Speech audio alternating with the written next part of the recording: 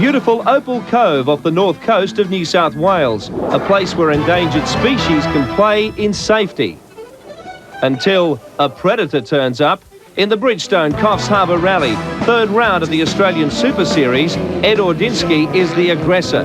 His car, a Rally Art Group A Mitsubishi Lancer, replacing his production vehicle. His goal, outright victory in the championship. It's a good car. You know, when I drove it in '94 in Thailand, it was a very good specification. There's been further work done on the car, so it should be quite good. Under attack and having missed round one in Perth, defending national champion Possum Bourne is focused on victory. Oh, I enjoy the battle of it. You enjoy it a lot more if you win it. But it's you can tell, you know, I'm a bit more tense than normal. There's a bit more pressure to do the job today, so that's what we're going to be out to do. And Super Series leader, 3 times national title holder Neil Bates, believes electronic advancements in the cars of both his rivals leave him at a definite disadvantage.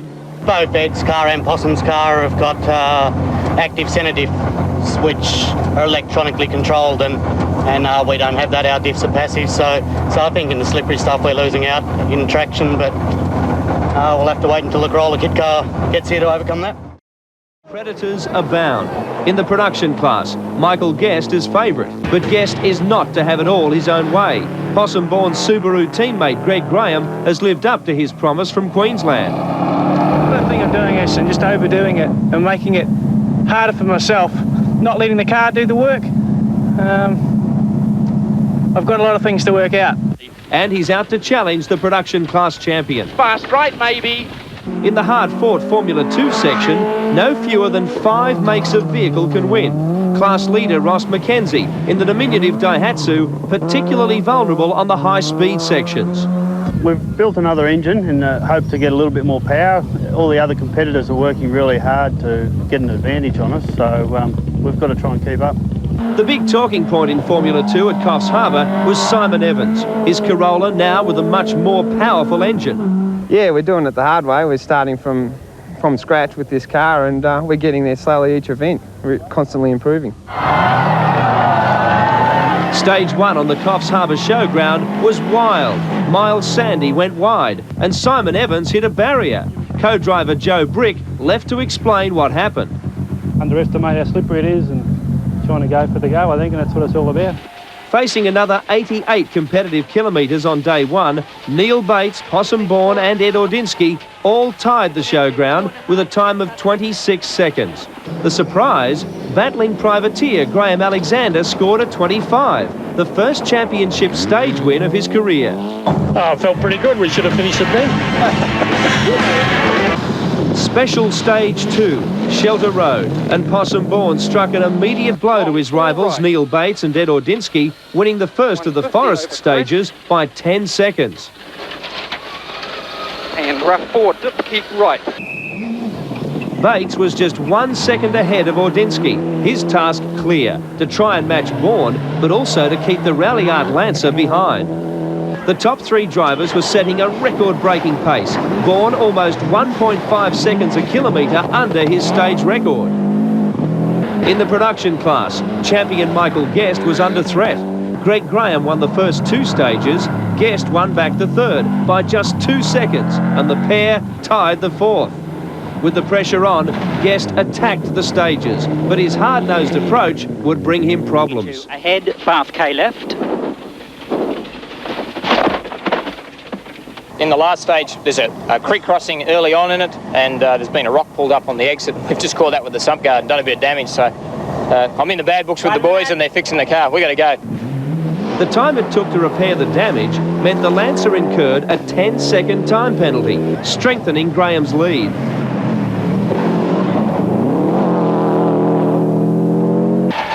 The longest special stage of the day, the 26-kilometre Araara. Neil Bates and Coral Taylor were out to make up their 18-second deficit to Possum Bourne and Craig Vincent. But Bates' on the limit attack brought him unstuck.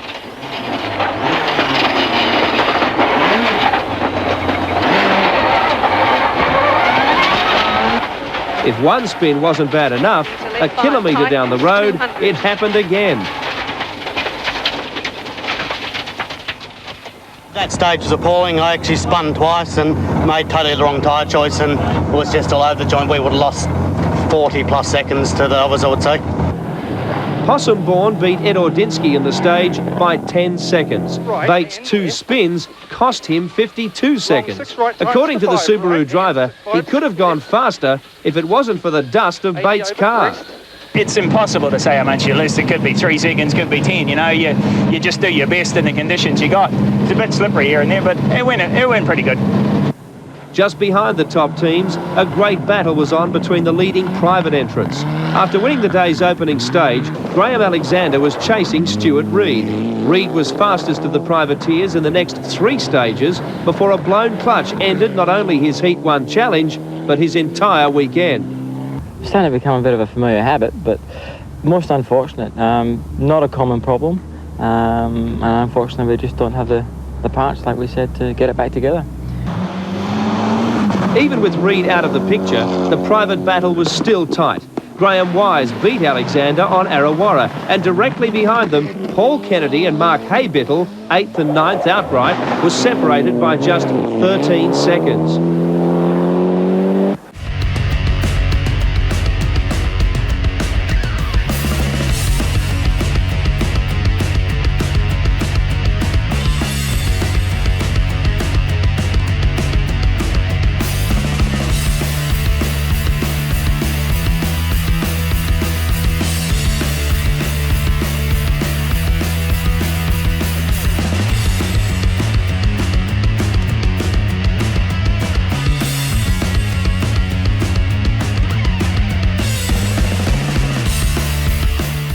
Simon Evans won a stage and then parked his Corolla with engine problems. Lee Peterson claimed 2 and then smacked a bank in his Nissan. And Ross McKenzie, outpaced for the first time this year, broke a fuel line. Brett Middleton and Dean Herridge took up the fight, the Honda driver marginally more consistent. Then Crest. High speeds on narrow forest tracks brought several drivers unstuck. One to greet the scenery was Steve Winwood in his Aussie class Falcon on only the 2nd stage. Oh! Oh, fuck. You alright, Steve? You alright? Yeah, we're alright. Alright. Just get out of the car. Stop the... That's it, we're out, fella. I've lost the steering and had no control whatsoever, and just the momentum of the vehicle's gone straight into the bank. Would put Steve Winwood back in the high life again for Sunday's 2nd heat. But Heat 1 on day 1 in the class would go to spectacular Peter Roberts in his older model Holden Commodore. Up front, Possumbourne continued to set the pace. 7 stages, 7 wins. And on Araara, the defending national champ bettered the record by 24 seconds. 4-5 left. Bourne's lead was now over a minute. But as Neil Bates had discovered earlier, a spin, or worse, a puncture, could change everything. The Subaru driver could not relax for a moment. Bates was desperately trying to chase down Ed Ordinsky, taking 30 seconds off him in just 3 stages. But the ever-cool approach by Ordinsky and his veteran co-driver Fred Gacentis gave the Group A Lancer 2nd place in Heat 1, just 7 seconds clear of the Celica. It was a hell of a battle the last few stages because the dust was unbelievable, and you know, it wasn't without taking a few risks, but it's good. You know, it's very, very satisfying. Possumbourne made it 3 straight heat wins. His margin of victory, 1 minute 8 seconds, sending an ominous message to his rivals. I hope we've sent a message that says we're going to be hard to beat and you're going to have to get your act together. The smiles in the Subaru team were not only for Bourne. His young teammate Greg Graham scored his first Australian victory in the production class, 11 seconds ahead of Michael Guest. It's nice to be winning in the event again, and it's been a while, and I was starting to question myself whether I could actually do it anymore. So it feels really good. A mighty battle also in the front-wheel drive Formula 2 class. Brett Middleton and Linda Long holding off Dean Herridge and Lyndall Drake to score their first class win of the year. Really, really slippery, even though the roads are really, really dry. They've got a lot of loose dust on the top, so you come flying into a corner and the car sort of wash out before you exit it on the road, and really heavy on tyres. We've gone through heaps and heaps of Falcon tyres.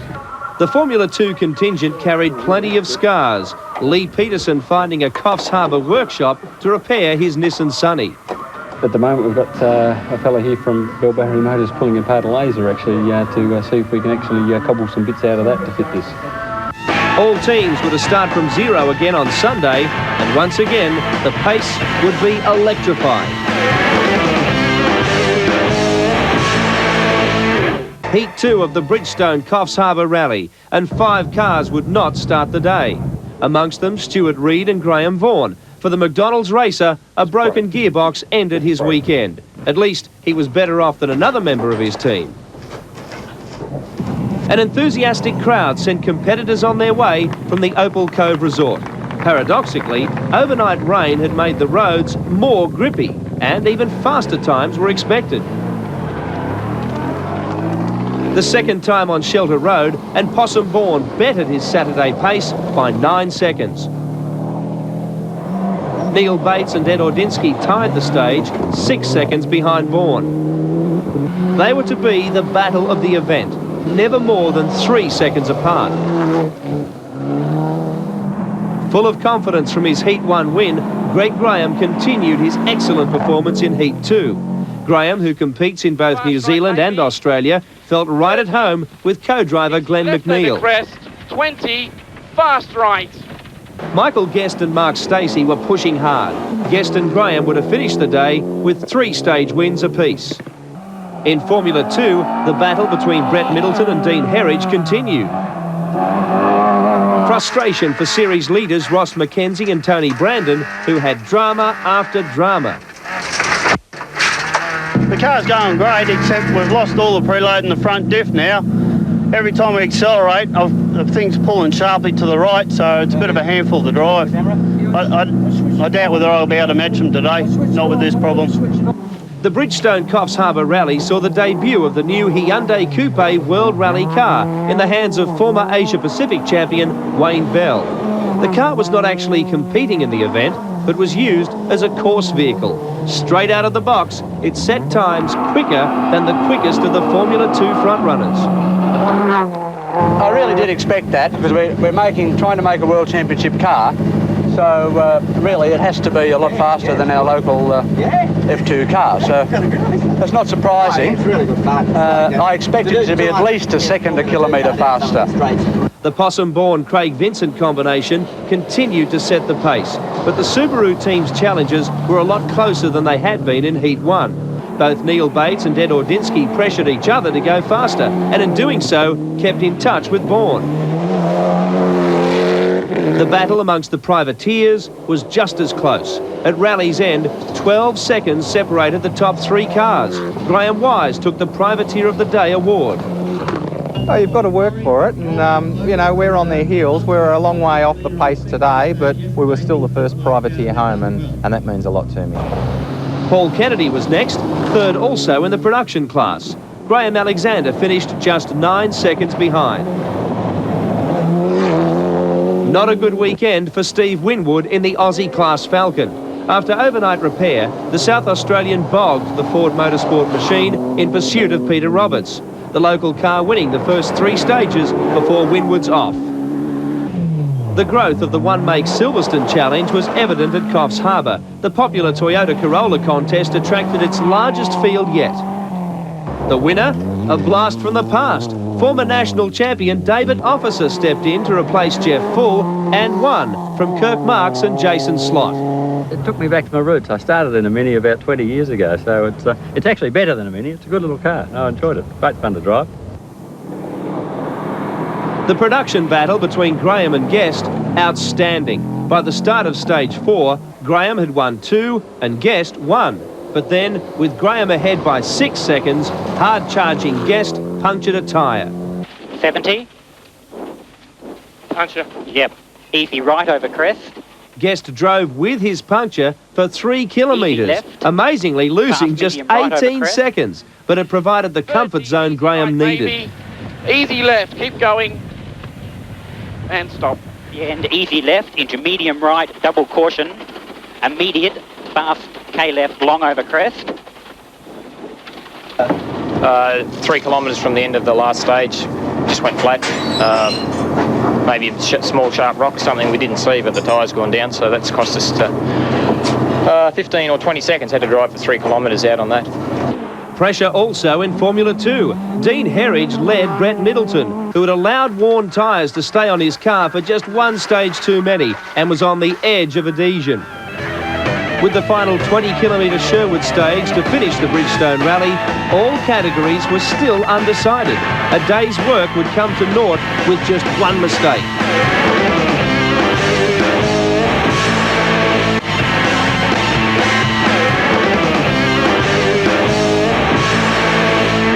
Brett Middleton and Linda Long gave it everything they could on the final Sherwood stage of the Bridgestone Rally, claiming back 3 seconds.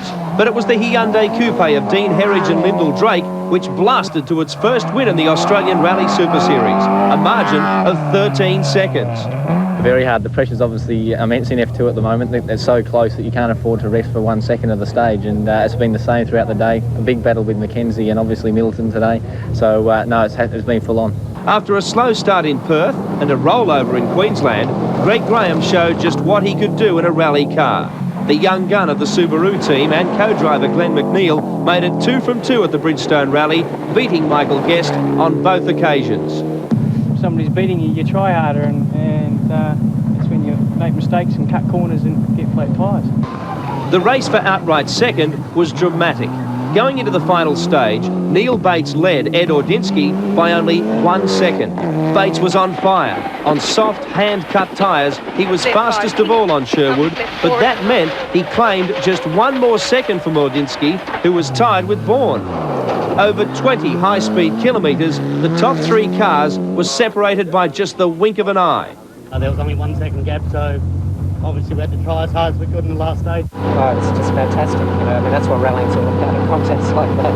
I was trying very hard, learning the car, bit of dust, you know.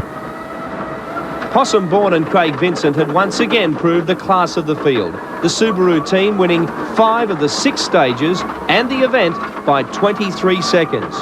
It gets better and better because the object is to try and get as many wins as we possibly can, more than the rest, and finish every round. Despite his problems, Ross Mackenzie still leads the Formula 2 class. A strong rally for Brett Middleton has elevated the Honda driver to 2nd place, while Heat 2 victory for Dean Herridge places him 3rd. A change in the lead in the production standings. 2 heat wins for Subaru's Greg Graham now moves him past Ed Ordinsky and Michael Guest. And in the outright classification, Neil Bates retains his lead from Ed Ordinsky, but both are looking over their shoulders at Possum Bourne. The defending champion is in a good position.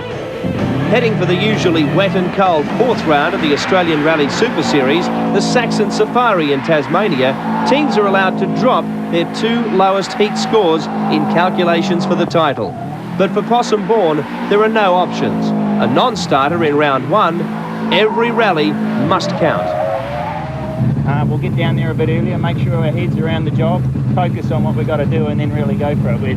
You know, the tyres will be critical down there. Last time I found it very, very slippery, and I need to sort of do a bit of work trying to figure out what I'm going to do about that.